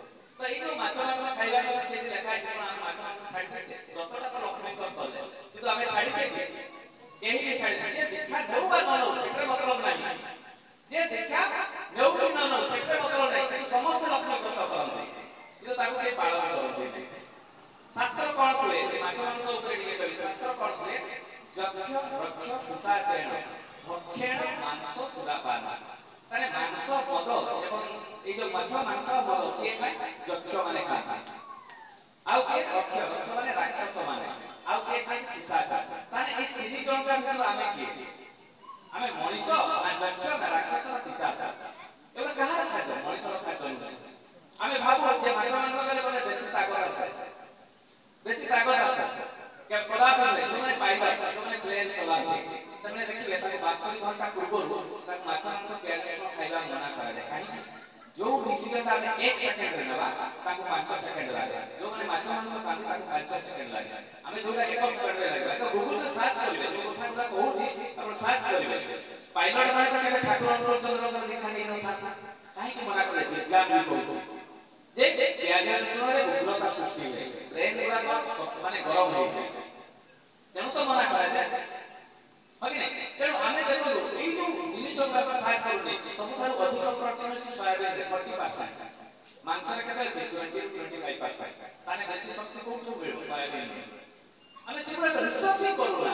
ଆମେ ଭାବୁ ଯେ ମାଛ ମାଂସ ବେଶୀ ତାକତ ମିଳେ। ଯୋଉମାନେ ମାଛ ମାଂସ ଖାଆନ୍ତି ନାହିଁ ସ୍ୱାତି କାହାର କରନ୍ତି ତାଙ୍କ ଚେହେରା ଦେଖିଲେ ସବୁ ଗୁଲଗୁଲିଆ ଦେଖାଯାଏ। ଆପଣ ମାନେ ତ କେତେ ମାଛ ମାଂସ ଖାଉଛନ୍ତି କାହିଁକି ଚେହେରା ତ ଗୁଲଗୁଲିଆ ଦେଖାଯାଉନି? ହଁ କି ନାହିଁ? ଆପଣ ମାନେ ଭାବନ୍ତି ଯେ ଆମେ ମାଛ ମାଂସ ଆମେ ଗୋଟେ ପ୍ରାଣୀକୁ ହତ୍ୟା କରିବା ଗୋଟେ ମାଠୁ ସନ୍ତାନକୁ ଛଡେଇ ଦେଇକି ହତ୍ୟା କରିବା କେତେ ବଡ ପାପ ଆପଣ ଚିନ୍ତା କରନ୍ତୁ। ତାପରେ ବି ଆମେ କରୁଛେ ସସ୍ତୟ ବି ନଉନା। ଆମେ ଭାବୁଛେ ନିଜ ଇଚ୍ଛା ଅନୁସାରେ ଚଳୁଛେ। ତାଙ୍କ ଚଳଣିରେ ଯଦି ଚଳିବେ ଦେଖିବେ ଆପଣ ବଞ୍ଚିବେ, ଆପଣଙ୍କ ପିଲା ଛୁଆ ବଞ୍ଚିବେ, ସଂସାର ବଞ୍ଚିଯିବ। ଆଉ ଏଇ ଜନ୍ମରେ ଏଇ କଳିଯୁଗରେ ଏଇ ଯୋଉ ଆମେ ନାମଟା ପାଇଛେ ତାଠାରୁ ବଡ ଜିନିଷ ନାହିଁ। ପରମ ପୁରୁଷ ପୁରୁଷୋତ୍ତମ ଶ୍ରୀ ଠାକୁର ଅନୁକୂଳ ଚନ୍ଦ୍ରଙ୍କର ଯଦି ନାମଟା ଯୋଉ କହିছে ନାମର ମୂଲ୍ୟ ଆମେ ବୁଝିପାରୁନା। ଯେତେବେଳେ ଆମର ଗୋଟେ କୌଣସି ଅସୁବିଧା ହେଇଯାଏ ଆମେ ଯାଇକି ଆଚାର୍ଯ୍ୟ ଦେବଙ୍କ ପାଖରେ ନିବେଦନ କରୁ ଯେ ମୋ ପୁଅଟାର ଆଜି ବହୁତ ଦେହ ଅସୁସ୍ଥ ଆଶୀର୍ବାଦ କରିଦିଅନ୍ତୁ। ଆଜିକାଲି ଆଉ ଆଚାର୍ଯ୍ୟ ଦେବ ଆଶୀର୍ବାଦ ଦଉନାହାନ୍ତି। ଡାକ୍ତର ପରାମର୍ଶ ଦଉଛି ଆଗରୁ ଠାକୁର ଥିବା ସମୟରେ ଠାକୁର ବି ହାତ ଟେକି କରି କାହାକୁ ଆଶୀର୍ବାଦ ଦେଇନାହାନ୍ତି ଯେ ତଥାସ୍ତୁ ଏଇ ଜିନିଷଟା କେବେ କାହାକୁ କହିନାହାନ୍ତି। ଆମେ ଟିଭିରେ ଦେଖି ଅଭ୍ୟସ୍ତ ହେଇଯାଇଛି ଦେବତା ମାନେ ବ୍ରହ୍ମା ତଥାସ୍ତୁ କରନ୍ତି, ରାକ୍ଷସ ମାନେ ବର ପାଇଯାଆନ୍ତି। ଆମର ଏଇଟା ଅଭ୍ୟାସ ହେଇଛି, ମାଇଣ୍ଡରେ ସେଟ୍ ହେଇଯାଇଛି। କର୍ମ ନ କଲେ ବି ମଧ୍ୟ ଆମେ ଫଳ ପାଇଯିବା ଗୁରୁଙ୍କୁ ଧରିଲେ ଏଇଟା ଆମର ମାଇଣ୍ଡରେ ସେଟ୍ ହେଇଯାଇଛି। କିନ୍ତୁ ଗୁରୁଙ୍କୁ ଧରିଲେ ତାଙ୍କର ବିଧାନଟା ଆମେ ଯଦି ପାଳନ କରୁ ତାହେଲେ ଆମ ଜୀବନଟା ସୁରକ୍ଷିତ ହେବ। ଆଉ ଯଦି ବିଧାନଟା ଆମେ ପାଳନ ନା କରୁ ତାହେଲେ କିଛି ବି ହବନି। ତେଣୁ ଏଇ ଯୋଉ ଆମେ ଯୋଉ ନିବେଦନ କଥା ଏ ନିବେଦନ ବିଷୟରେ ଗୋଟେ ସୁନ୍ଦର କଥା କହିବି। ସେଟା ଆମର ଗଲତ ଆତ୍ମା ଏଇ କଥା ହିଁ କହୁଥିଲି ନାମର ମହତ୍ତ୍ୱ କଥା। ମାନେ ନାମ କେତେ ଗୁରୁତ୍ୱପୂର୍ଣ୍ଣ। ଶ୍ରୀପତି ମଣ୍ଡଳଦା ଶ୍ରୀପତି ମଣ୍ଡଳଦା ସେ ପାଠ ପଢି ନାହାନ୍ତି, ଟିପବାଲା ଲୋକ, କିନ୍ତୁ ଶ୍ରୀ ଠାକୁର ଅନୁକୂଳ ଚନ୍ଦ୍ରଙ୍କର ଦୀକ୍ଷା ନେଇଛନ୍ତି ଏବଂ ତାଙ୍କର ମାନେ ବଂଶର ଯେତେ ସବୁ ତାଙ୍କର କୁଳଗୁରୁ ଅଛନ୍ତି। ତାଙ୍କର ବଂଶର ଲୋକମାନେ ସବୁ କୁଳଗୁରୁକୁ ଧରିଛନ୍ତି। କିନ୍ତୁ ସେଇଦିନ କଣ ହେଇଛି ତାଙ୍କ ଭାଇମାନେ ତାଙ୍କୁ ବହୁତ ବିଗିଡିଛନ୍ତି। ବିଶ୍ୱାସ କରିବେ ତୁ ଘରର ଗୋଟେ କଳଙ୍କା, ତୁ ଗୋଟେ ବଂଶର ଗୋଟେ କଳଙ୍କ, ତୁ ଏ ଘରୁ ବାହାରି ଯା। ତୁ ଯଦି କୁଳଗୁରୁକୁ ଧରିବୁ ତାହେଲେ ଆମ ସହିତ ମିଶିକିନା ରହିବୁ, ନହେଲେ ତତେ ଘରୁ ବାହାର କରିଦେବୁ। ସେ କହିଲା ମୁଁ ଶ୍ରୀ ଠାକୁର ଅନୁକୂଳ ଚନ୍ଦ୍ରଙ୍କର ଦୀକ୍ଷା ନେଇଛି, ମୁଁ କୁଳଗୁରୁଙ୍କର ରିସେଣ୍ଟଲି ଯେ ପୁରୁଷୋତ୍ତମ ତାଙ୍କର ମୁଁ ଦୀକ୍ଷା ନେଇଛି, ମୁଁ କାହିଁକି କୁଳଗୁରୁଙ୍କର ଦୀକ୍ଷା ନେବି? ଯେତେବେଳେ ଯେତେବେଳେ ସେଥିପାଇଁ ଗୀତାରେ ଲେଖା ଅଛି ଜନା ଜନା ହିଁ ଧର୍ମସ୍ୟ ଗ୍ଲାନିର୍ ଭବତି ଭାରତ। ଯେତେବେଳେ ଯେତେବେଳେ ଗ୍ଲାନି ହବ ସେତେବେଳେ ସେତେବେଳେ ମୁଁ ଆସିବି ଗୀତାରେ ଲେଖିଦେଲେ। ସେ ମନା କରେ, କୃଷ୍ଣ ମନା କରେ ଯେ ମୁଁ ଆଉ ଆସିବିନି ବୋଲିକିରି। ସେ ତ କ୍ଲିୟର କରିଦେଲେ ଯେତେବେଳେ ଯେତେବେଳେ ଗ୍ଲାନି ହବ ମୁଁ ଆସିବି, କ୍ଲିୟର କରିଦେଲେ ସେ। ତ ସେଇ କଥାଟା ତାଙ୍କ ମାଇଣ୍ଡରେ ସେଟ୍ ହେଇଛି ଶ୍ରୀପତି ମଣ୍ଡଳଦାଙ୍କ ଯେ ମୁଁ ରିସେଣ୍ଟ ଯେ ପୁରୁଷୋତ୍ତମ ତାଙ୍କୁ ଗ୍ରହଣ କରିବେ। ଯେମିତି ସ୍ୱାମୀ ବିବେକାନନ୍ଦ, ସ୍ୱାମୀ ବିବେକାନନ୍ଦ ତାଙ୍କର ବାପା ମାଙ୍କ କୁଳଗୁରୁ ଅଲଗା ଥିଲେ, କିନ୍ତୁ ସ୍ୱାମୀ ବିବେକାନନ୍ଦ ରାମକୃଷ୍ଣ ଠାକୁରଙ୍କର ସେ ଶିଷ୍ୟ ଥିଲେ। ତେଣୁ ସେ ତାଙ୍କର ବିଶ୍ୱ ବିଜୟୀ ଏବଂ ବିଶ୍ୱରେ ସେ ପ୍ରଚାରିତ ହେଲେ, ତାଙ୍କୁ ସମସ୍ତେ ଜାଣିଛନ୍ତି। ପ୍ରଭାବତୀ ଦେବୀ ଏବଂ ଜାନକୀ ନାଥ ବୋଷ ଏଇ ଦି ଜଣ ଯାକ ସେମାନେ ତାଙ୍କ ବାପା ମା କୁଳଗୁରୁ ତାଙ୍କର ଅଲଗା ଥିଲେ, କିନ୍ତୁ ଜାନକୀ ନାଥ ବୋଷ ଏବଂ ପ୍ରଭାବତୀ ଦେବୀ ଶ୍ରୀ ଠାକୁର ଅନୁକୂଳ ଚନ୍ଦ୍ରଙ୍କର ମନ୍ତ୍ର ଶିଷ୍ୟ ଥିଲେ। ଏବଂ ତାଙ୍କ ଗର୍ଭରୁ ତାଙ୍କୁ କେତେ ବଡ ଦେବ ସନ୍ତାନ ଜନ୍ମ ହେଲେ ସୁଭାଷ ଚନ୍ଦ୍ର ବୋଷ। ସେ ଠାକୁରଙ୍କୁ ଧରିକିନା ଗୋଟେ ଦେବ ସନ୍ତାନ ଜନ୍ମ କରିଥିଲେ। ତେଣୁ ପ୍ରାକ୍ଟିକାଲ ଜିନିଷ ଗୁଡାକ। ତେଣୁ ରିସେଣ୍ଟ ଯେ ପୁରୁଷୋତ୍ତମ ତାଙ୍କୁ ଧରିଲେ ଉନ୍ନତି ହୁଏ। ତ ସେଇଭଳିଆ ସେ ପୁରୁଷୋତ୍ତମକୁ ଧରିବାର ଗୋଟେ ଶାସ୍ତ୍ରର ଉଦାହରଣ ଦେଲି। ସେଇଦିନ ସ୍ୱୟଂ ପ୍ରଭୁ ଶ୍ରୀକୃଷ୍ଣ ବସିଥାନ୍ତି, ରୁକ୍ମଣୀ ପ୍ରଶ୍ନ କରୁଛନ୍ତି ତମ ଭକ୍ତ ହନୁମାନ ସେ ତ କାହିଁ ତମକୁ ପ୍ରଣାମ କରିବା ପାଇଁ ଆସିଲାନି? ଯେତେବେଳେ ଏଇ କଥାଟି ଯେତେବେଳେ ପ୍ରଶ୍ନ କରିଛନ୍ତି କହିଲେ ଏଇଟା ତ ସତ କଥା, ଯା ଗରୁଡକୁ ମୁଁ ପଠଉଛି ସେ ହନୁମାନଙ୍କୁ ଡାକି ଆଣିବ। ଗରୁଡକୁ କହିଲେ ଯା ଯିବୁ ଯା, ତୁ ହନୁମାନଙ୍କୁ କହିବୁ ଯେ ଏ ବିଶ୍ୱ ବ୍ରହ୍ମାଣ୍ଡର ମାଲିକ ସେ ଅଛନ୍ତି, ତାଙ୍କୁ ଦେଖା କରିବା ପାଇଁ। ଗଲେ ଗରୁଡ ଯେତେବେଳେ ଯାଇକରି ସେ ହନୁମାନଙ୍କୁ କହୁଛନ୍ତି, ହନୁମାନ ଯେତେବେଳେ ପ୍ରଣାମ କରିକି କାହିଁକି ହନୁମାନ ତ ଶକ୍ତି ବହୁତ, ଗରୁଡ ତା ସାମ୍ନାରେ କିଛି ନୁହେଁ। ତେଣୁ ଡରିକିନା ସେ କହୁଛନ୍ତି ବିଶ୍ୱ ବ୍ରହ୍ମାଣ୍ଡର ମାଲିକ ଯେ ପୁରୁଷୋତ୍ତମ ସିଏ ହିଁ ଏଇ ଧରାବକ୍ଷରେ ଆସିଛନ୍ତି, ତାକୁ କଣ ତମେ ଦର୍ଶନ କରିବା ପାଇଁ ଯିବନି? ସେତେବେଳେ ହନୁମାନ କହୁଛନ୍ତି ମୋ ଜୀବନର କାଣ୍ଡାରୀ ପ୍ରଭୁ ରାମଚନ୍ଦ୍ର, ମୁଁ କାହିଁକି କୃଷ୍ଣଙ୍କୁ ଦେଖା କରିବା ପାଇଁ ଯିବି? ସିଏ କିଏ? ସିଏ କଣ ମୋ ଠାରୁ ବେଶୀ ଶକ୍ତିଶାଳୀ? ମୁଁ ତାକୁ ଦେଖା କରିବା ପାଇଁ ଯିବିନି। ଗରୁଡ ଭୟଭୀତ ହେଇଗଲେ, ପଳେଇ ଆସିଲେ ସ୍ୱୟଂ ପ୍ରଭୁଙ୍କ ପାଖକୁ, କୃଷ୍ଣଙ୍କ ପାଖକୁ ଆସିକିନା ସିଏ କହିଲେ ପ୍ରଭୁ ସିଏ ତ ମତେ ବିଗିଡିଲେ ଆଉ ରାଗିଗଲେ, ଆଉ ଯେତେବେଳେ ଆପଣଙ୍କ କଥା କହିଲେ ତୁ କହିଲୁ କଣ? କହିଲେ ନାଇଁ ବିଶ୍ୱ ବ୍ରହ୍ମାଣ୍ଡର ମାଲିକ। ତ ମୁଁ କହିଲି, କହିଲେ ନା ଯା କହିବୁ ଯା, ତୋର ଯେ ଜୀବନର କାଣ୍ଡାରୀ ସିଏ ଆସିଛନ୍ତି ତୁ ଦେଖା କରିବା ପାଇଁ। କହିଲେ ପ୍ରଭୁ ମୁଁ ଆଉ ଯିବିନି, ତାର ଯୋଉ ରୂପ ମତେ ଯଦି ସେ ପିଟିଛି ମୁଁ ମରିଯିବି। କହିଲେ ନା ମୁଁ ଅଛି ପରା ତୋ ସହିତ, ତୁ ଯା। ଗରୁଡ ଆସିଲେ ହନୁମାନ ପାଖକୁ, ହନୁମାନଙ୍କୁ ପ୍ରଣାମ କରି କହୁଛନ୍ତି ତୁମର ଯେ ଭଗବାନ ତୁମର ଜୀବନର କାଣ୍ଡାରୀ ସ୍ୱୟଂ ପ୍ରଭୁ ରାମଚନ୍ଦ୍ର ସିଏ ଆସିଛନ୍ତି। ସେ ତ ଏଇଟା କଣ ମିଛ କଥା ତୁ କହୁଛୁ? ତୁ ମିଛ ହେଇଥାଏ ତାହେଲେ ତୁ ବୁଝିବୁ। ଆସିଲେ ଦର୍ଶନ କରିବା ପାଇଁ ସ୍ୱୟଂ ବିଶ୍ୱ ବ୍ରହ୍ମାଣ୍ଡ ମାଲିକ ସ୍ୱୟଂ କୃଷ୍ଣଙ୍କ ଯେତେବେଳେ ଆସିକିନା ଦେଖୁଛନ୍ତି ସେତେବେଳେ ଦେଖୁଛନ୍ତି ସ୍ୱୟଂ ପ୍ରଭୁ କୃଷ୍ଣ ହିଁ ଅଛନ୍ତି, ତାକୁ ଆଉ ପ୍ରଣାମ କରୁନାହାନ୍ତି। ଯେତେବେଳେ ପ୍ରଣାମ କରୁନାହାନ୍ତି ସ୍ୱୟଂ ପ୍ରଭୁ କହୁଛନ୍ତି ଯେ ହନୁମାନ ତମେ କଣ ମତେ ଚିହ୍ନି ପାରିଲ ନାହିଁ? କହିଲେ ମୁଁ ତ ଚିହ୍ନି ପାରିଲିନି, ମୁଁ ତ ଦେଖୁଛି ସାମ୍ନାରେ ତମେ ସ୍ୱୟଂ କୃଷ୍ଣ। ମୁଁ ପରା ତ ସେଇ ରାମଚନ୍ଦ୍ର କାହିଁ ମୁଁ ତ ଦର୍ଶନ ପାଇପାରୁନି। ସେତେବେଳେ ସ୍ୱୟଂ ପ୍ରଭୁ କୃଷ୍ଣ ତାଙ୍କ ସ୍ୱରୂପ ଦର୍ଶନ ଦେଲେ ସେଇ ହନୁମାନଙ୍କୁ। ହନୁମାନ ସାଙ୍ଗେ ସାଙ୍ଗେ ନତମସ୍ତକ ହେଇକି ପଡିଗଲେ, କହିଲେ ପ୍ରଭୁ ଆପଣ ଏଇ ଜନ୍ମରେ ବି ଆସିଛନ୍ତି, ତାହେଲେ ସୀତା ମା କାହାନ୍ତି? ଯେତେବେଳେ ରୁକ୍ମଣୀ ଆଡକୁ ଅନାଉଛନ୍ତି ସୀତାଙ୍କୁ ଦର୍ଶନ କରିପାରିବେ। ମାନେ ଏଇଥିରୁ ଏଇ ଶାସ୍ତ୍ରକୁ ଆମେ କଣ ଶିଖିଲେ? ଯେତେବେଳେ ପୁରୁଷୋତ୍ତମ ଆସନ୍ତି ତାଙ୍କୁ ଗ୍ରହଣ କରିବାକୁ ପଡିବ। ଏଇଟା ହନୁମାନ କରିକିନା ଦେଖେଇଲେ ଶାସ୍ତ୍ର ମତରେ ଯେ ଯେତେବେଳେ ପୁରୁଷୋତ୍ତମ ଆସନ୍ତି ତାଙ୍କୁ ଗ୍ରହଣ କରିବା ପାଇଁ ପଡିବ। ତ ସେଇ ଶ୍ରୀପତି ମଣ୍ଡଳ ଦାସ ସୀତାଙ୍କୁ ଗ୍ରହଣ କରିଥିଲେ ଏବଂ ସେଇଦିନ କଣ ହେଇଛି ତାଙ୍କୁ ବିଷ କାଢିଛନ୍ତି ଏବଂ ଘରୁ ବାହାର କରିଦେଇଛନ୍ତି। ତାଙ୍କର ବଂଶର ଭାଇମାନେ ବାହାର କରିଦେଲା ପରେ ଗାଁ ବାହାରେ ଗୋଟେ ଘର ବନେଇ ଦେଇଛନ୍ତି, ସେଇଠି ରହିଛନ୍ତି। ରହିଲା ପରେ କହିଛନ୍ତି ତୁ ଏ ଦାଣ୍ଡ ଦେଇକରି କେବେ ବି ଯିବୁ, ଯାଇଛୁ ହେଲେ ତ ଗୋଡ଼ ହାତ ଭାଙ୍ଗିଦେବେ। ଶ୍ରୀପତି ମଣ୍ଡଳଦା ତାଙ୍କ ଭାଇ ଭାଇଙ୍କର ଭୟରେ ସେ ସେପଟେ ବିଲ ବିଲ ହେଇକି କାମ କରିବା ପାଇଁ ଯାଆନ୍ତି ଆଉ ଆସନ୍ତି। ଦୀପବାଲା ପାଠ ପଢି ନାହାନ୍ତି। ତ ଦିନକର ଘଟଣା କଣ ହେଇଛି ସେ ଗାଁରେ ତାଙ୍କର କାମ ପଡିଗଲା। ସେ କହିଲେ ମୁଁ ଏଇ ରାସ୍ତାରେ ତ ଯିବା ପାଇଁ ପଡିବ, ଭୟ ଭାଇମାନେ ମତେ ପିଟିବେ। ତ ସେଇ ରାସ୍ତାରେ ଯେତେବେଳେ ଯାଉଛନ୍ତି ତାଙ୍କ ବଡ ଭାଇ ସହିତ ଦେଖା ହେଇଗଲା। କହିଲେ କୁଳାଙ୍ଗ ନେଇକି ବଂଶର ତୁମେ କଳଙ୍କ, ଏଇ ରାସ୍ତାରେ ପୁଣି ଆସିଲୁ ତ ଗୋଡ଼ ହାତ ମାରିକି ଭାଙ୍ଗି ଦେଇ ଯାଉଛୁ ନା, ତୁ ଏପଟେ କାହିଁକି ଆସିଲୁ ପଳା ଏଠି। ସେତେବେଳେ ଭାଇ ବଡ଼ ଟିକେ କାମ ଅଛି, କହିଲେ ତୁ ତ ଗୋଟେ କୁଳାଙ୍ଗା, ତୁ ଏତେ ଦିନ ହେଲାଣି ପ୍ରତ୍ୟେକ ମାସ ସତ୍ସଙ୍ଗ କରୁଛୁ, ତୋ ଘରକୁ ଜୀବନରେ କେବେ ବି ଗୁରୁ ଆସନ୍ତି ନାହିଁ। ଆମ ଘରକୁ ବର୍ଷରେ କମ୍ ସେ କମ୍ 4 ଥର ଗୁରୁ ଆସନ୍ତି। ତାଙ୍କର ଆମେ ପାଦ ଧୋଇ ଦଉ ଏବଂ ତାଙ୍କର ପାଦର ପାଣି ପିଉ, ତାଙ୍କୁ ଚୁଡ଼ା ଚାଉଳ ଲୁଗାପଟା ଦେଇ ବିଦାୟ କରୁ। ଆଉ ଦେଖିଲା ବେଳକୁ ତୁ ଗୋଟେ ଏତେ ବଡ଼ ପାପୀ, ତୋ ଜୀବନରେ ତୋ ଗୁରୁ ତୋ ଘରକୁ ଆସିଲା, ପୁଣି ଏଇ ରାସ୍ତାରେ ଆସୁଛୁ। ଏଇ କଥାଟା ଯେତେବେଳେ କହିଦେଲେ ଶ୍ରୀପତି ମଣ୍ଡଳ ତାଙ୍କ ମନ ଭିତରେ ବାଧିଗଲା, କଷ୍ଟ ଲାଗିଲା। କହିଲେ ଏଇଟା ତ ସତ କଥା, ଠାକୁର ତ ମୋ ଘରକୁ ଦିନେ ବି ଆସିଲେ 3 ବର୍ଷ ହେଲାଣି ଦେଖା ନେଲେ, ପ୍ରତ୍ୟେକ ମାସ ସତ୍ସଙ୍ଗ କରୁଛି, ଠାକୁର ତ ମୋ ଘରକୁ ଦିନେ ବି ଆସିନାହାନ୍ତି। ଯିବି ଚାଲ ଠାକୁରଙ୍କୁ ଦେଖା କରି ପାବନା ହିମାୟତ ଗଲେ। ପାବନା ହିମାୟତ ଯେତେବେଳେ ଗଲେ ଏଇ ଭିଡ଼ ଭିତରେ ଠାକୁରଙ୍କୁ ପ୍ରଣାମ କଲେ। ପ୍ରଣାମ କରି ଗୋଟେ ଜାଗାରେ ବସିଥାନ୍ତି, ଆଖିରୁ ଲୁହ ଗଳୁଥାଏ। କାହିଁକି ଏତେ ଭୀଷଣ ଗାଳି ଶୁଣିଛନ୍ତି, ଠାକୁର ମୋ ଘରକୁ ଦିନେ ବି ଯାଇନାହାନ୍ତି, କିନ୍ତୁ ମୋ ବଂଶର ଭାଇମାନଙ୍କ ଘରକୁ ପ୍ରତ୍ୟେକ ବର୍ଷରେ ମିନିମମ୍ 3-4 ଥର ଆସନ୍ତି ମୂଳ ଘରକୁ। ତେଣୁ ଏଇ ତାଙ୍କ ଲୁହ ଯେତେବେଳେ ଆଖିରୁ ଆସିଯାଇଛି ଠାକୁର ଅନ୍ତର୍ଯାମୀ କହିଲେ ଏଇ କଣ ହେଲା ରେ? କହିଲେ ଠାକୁର ମୋର ବଂଶର ଭାଇମାନେ ନା ମୋତେ ବହୁତ ଗାଳି ଦିଅନ୍ତି, ତାଙ୍କର କୂଳ ଘରୁ ବର୍ଷରେ 3-4 ଥର ଆସନ୍ତି, କାଇଁ ମୋ ଘରକୁ ତ ଆପଣ ଦିନେ ବି ଗଲେ ନାହିଁ। ଠାକୁର କହିଲେ ତୁ ଶୁକ୍ରବାର ସତ୍ସଙ୍ଗ କରିଥିଲୁ, ମୁଁ ଯାଇଥିଲି, ତୁ ଖଜୁରୀ ଭୋଗ ଦେଇଥିଲୁ ନା, ବାତାସା ଦେଇଥିଲୁ ନା, ବେଡ଼ା ଦେଇଥିଲୁ, ଖାଇଛି। ଶ୍ରୀପତି ମଣ୍ଡଳ ଆଶ୍ଚର୍ଯ୍ୟ ହେଇଗଲେ, ତାଙ୍କ ଆଖିରୁ ଲୁହ ଗଡ଼ିଗଲା। କହିଲେ ଠାକୁର ଆପଣ ଏଇଟା ଜାଣିଲେ କେମିତି? ତୁ ପରା ମତେ କୋଉ ପରମ ପୁରୁଷ ଏ ବିଶ୍ୱ ବ୍ରହ୍ମାଣ୍ଡର ମାଲିକ, ଆଉ ତୁ କଣ ଏଇଟା ବୁଝିପାରୁନୁ? ଠାକୁର ଏଇଟା ତ ସତ କଥା। ପୁଣି ଠାକୁର କହୁଛନ୍ତି ତୁ ଯୋଉ ପଇଡ଼ଟା ମତେ ଦେଇଥିଲୁ ନା ତା ମୁହଁଟାକୁ କାଟି ନଥିଲୁ, ମୁଁ ସେ ପଇଡ଼ ପାଣିଟା ପିଇ ପାରିଲିନି। ଏଥର ଯେତେବେଳେ ସତ୍ସଙ୍ଗ କରିବୁ ମତେ ସେ ପଇଡ଼ଟା କାଟିକିନା ଗୋଟେ ପ୍ଲେଟ୍ ପକେଇ ଦେଇଥିବୁ, ଆଉ ମୁଁ ଯିବି ପିଇକିନା ଆସିବି। ଶ୍ରୀପତି ମଣ୍ଡଳଟା ଭୟ ହେଇକି କାନ୍ଦୁଛନ୍ତି। ଏ ଯୋଉ ବିଶ୍ୱ ବ୍ରହ୍ମାଣ୍ଡର ମାଲିକର ଯୋଉ ଲୀଳା ଏଇ ଶୁଣିଥିଲେ ସେ ଭୟ ହେଇକି କାନ୍ଦୁଛନ୍ତି। ପୁଣି ଠାକୁର କହିଲେ ତୁ ଇଷ୍ଟବୁଦ୍ଧି କେତେବେଳେ ଦଉ ରେ? କହିଲେ ଠାକୁର ମୁଁ ବ୍ରହ୍ମ ମୁହୂର୍ତ୍ତରେ ଦିଏ। ତୁ ବ୍ରହ୍ମ ମୁହୂର୍ତ୍ତରେ ଦଉ? ମୁଁ ପ୍ରତ୍ୟେକ ଦିନ ତୋ ଘରକୁ ଯାଏ, ତୁ ଯେତେବେଳେ ମତେ ଭୋଗ ନିବେଦନ କରୁ ତୋ ହାତରୁ ମୁଁ ଭୋଗ ଗ୍ରହଣ କରେ, ତତେ ମୁଁ ପ୍ରାଣ ଭରି କରି ଦେଖେ ରେ, ତୋ ଛୁଆ ପିଲାମାନଙ୍କୁ ମୁଁ ଦେଖେ, ତାପରେ ମୁଁ ଆସେ। ଠାକୁର ଆପଣ ମୋ ଘରକୁ ପ୍ରତ୍ୟେକ ଦିନ ଯାଆନ୍ତି? କହିଲେ ହଁ, ତୋ ଘରକୁ ପ୍ରତ୍ୟେକ ଦିନ ଯିବି ନା ବର୍ଷରେ ଥରେ ଯିବି ଯେ? ଠାକୁର ମୋ ଘରକୁ ପ୍ରତ୍ୟେକ ଦିନ ଆସନ୍ତୁ। ମୋ ବହିରେ ଏବେ କାନ୍ଦୁଛନ୍ତି ଶ୍ରୀପତି ମଣ୍ଡଳଦା। ଠାକୁର ପ୍ରଶ୍ନ ଉପରେ ପ୍ରଶ୍ନ କରିଚାଲିଛନ୍ତି। ପୁଣି ଠାକୁର କହୁଛନ୍ତି ଏଇ ତୁ ଗୋଟେ ମୁଁ ବାଣୀ ଦେଇଥିଲି ମନେ ଅଛି ନା? ଉଷାଇ ନିଶାଇ ମନ୍ତ୍ର ସାଥ ଚଲା କରାଇଛ, ଯଥା ସମୟ ଇଷ୍ଟ ନିର୍ଦ୍ଦେଶ ମୁକ୍ତ କରାଇତ। ଠାକୁର ହଁ ଯେ ବେଳେ ବେଳେ ଭୁଲି ଯାଏ, କାମ ବ୍ୟସ୍ତରେ ନାମଟା ନେବାଟା ମୁଁ ଭୁଲି ଯାଏ।